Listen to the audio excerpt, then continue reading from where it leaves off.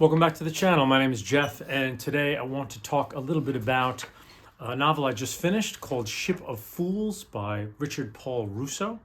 I'll put the book up on the screen since I read a Kindle version of it that I got, I think, from my local library. So this was written a while ago, I think in the early aughts, maybe late aughts, by Russo. The setup of this novel is generation ship. So you're on this generation ship called the Argonos. It's been in space traveling for thousands of years, with thousands of human beings on it that have created, a functioning, thriving system. Everyone's awake. There's no sleepers. There's a civilization that seems to be, have plenty of resources and renewables. And the original mission of the ship has been completely forgotten. Data has been lost, records are lost. No one really knows why they're out there, what they're looking for. So on this ship, there's a class system that has been kind of set up. So most of the workers and the commoners who, take care of the ship's many systems are kind of the lower classes. And then the upper class maintains kind of the power structure, the more managerial positions and the captain and so on and so forth. There's a central cathedral on the ship, which some speculate that it was kind of a religious pilgrimage vessel. So the cathedral is like in the middle of the vessel, and there are stained glass windows that are right on not open to space but adjacent to space. And no one really knows, is that because this was a religious mission, or does it just happen to be, they built a cathedral in the middle of the ship. And there happens to be a bishop who runs it as well. So the ship is kind of run by this executive council, and there's a lot of members in it. The bishop of the church is one of the members. The captain of the ship is another member.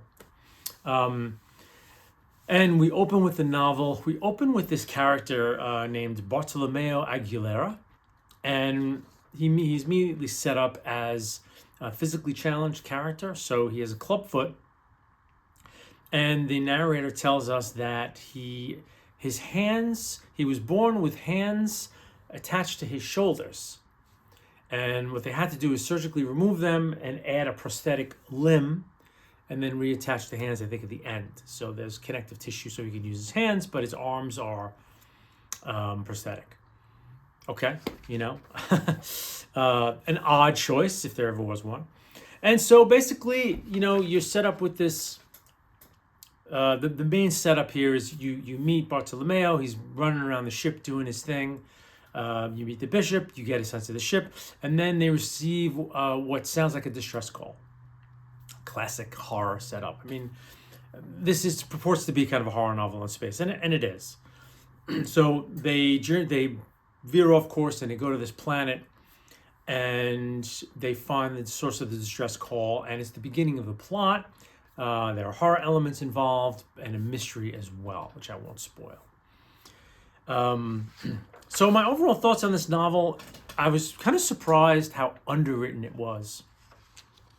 The world building is very, very minimal. It's kind of written the way science fiction novels are written in almost like the 50s and 60s, where, it was more dialogue and action, and they didn't really do a lot of character building. A ship was a ship, star drive was star drive, and they didn't do a lot of detailed writing about, what the ship looks like. I mean, of course, some novels did, but mostly I'm rereading the third Asimov Foundation novel, and it's a classic case in point. It's just, people go to other places, meet with other people, they have conversations. There's a blaster here, and a ship with hyperdrive there. It's all very cliched. It's all very just taken matter of fact, because someone like Asimov wants to just get to the story. And same with Russo, actually. It's interesting.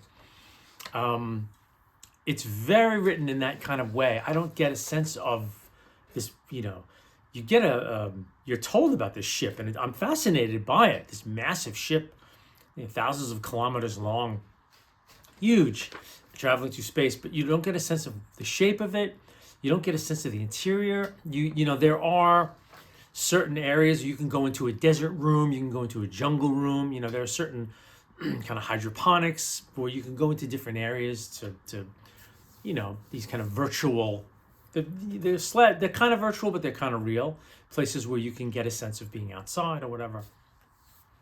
But it's very minimal world building. And so I felt the novel, you know, kind of moved along very briskly.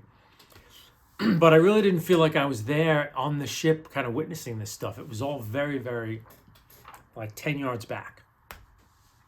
So there was that. The main character, this Bartolomeo Aguilera, very dull.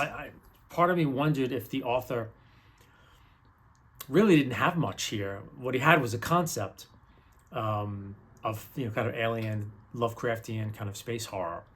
And he just kind of threw characters in to make the story go. And so this character is very boring. He has this prosthetics and he has a club foot, but no personality and nothing that goes along with the disfigurement. You know, immediately upon reading about the disfigurement, I thought, okay, this will be maybe a deeper character about his struggles with it. There's got to be something more there, but there's nothing. He's a very perfunctory character, viewpoint character that we see a lot of the things through the novel through. So it was kind of a letdown. So he's kind of a boring character. The prose is very unremarkable. It's not bad. It's there. I think, you know, the prose is kind of a window into the story. You don't get tripped up on it. It's not bad. It's not necessarily good. You know, I didn't thrill to it. It didn't add to the story. It didn't detract to the story. It just kind of sat there. There was some weird physics problems that I think the author didn't work out quite well. There's some, you know, moments in the novel when two ships are kind of going to dock and one ship is going to push the other ship and how that happens. And I mean, I'm by no means like a physics guy, but the way it was described in the book, I thought this doesn't make any sense. And it's not that it doesn't make any sense because there's magical super future tech. It just doesn't make any sense because of the way it was written. You know, the way he described it, the author really kind of dashed it off.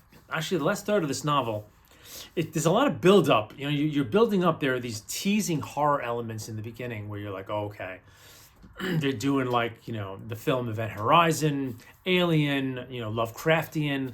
This is going to be interesting, you know. And boy, it just doesn't pay off. There's a kind of perfunctory action movie ending that, you know, all this buildup of what this horror is supposed to be like is quickly dispensed with, and then you have this weird action movie ending. It's very unsatisfying. Very unsatisfying.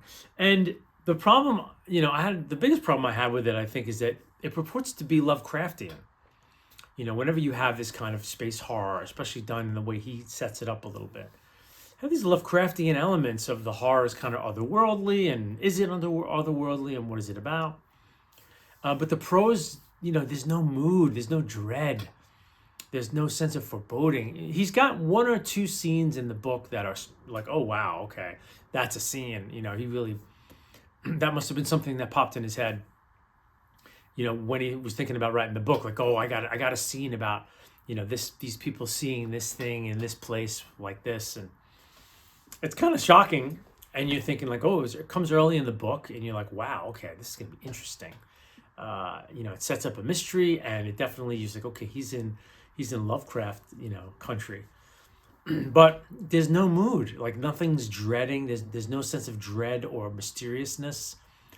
You know, they're at a certain point, they're doing some exploration, and some of the people are coming back from exploring something. And, you know, one of them goes crazy, one of them just sleeps a lot, and it's never tied up as to what it's supposed to be, you know, what it is. So I was very disappointed in this book, I have to say. It got really glowing reviews from a lot of places, and Russo has been lauded as like this great writer. And it really was like, it kind of came and went for me. I was very disappointed. I think it really felt like he had the idea, a couple of ideas in his head about, you know, what can a Lovecraftian, you know, science fiction story look like. And he had a couple of, you know, maybe intense visions and set pieces, and he put them in the book. but the book that surrounds it, the relationships, the characters, the prose, the mood, it's all very pedestrian.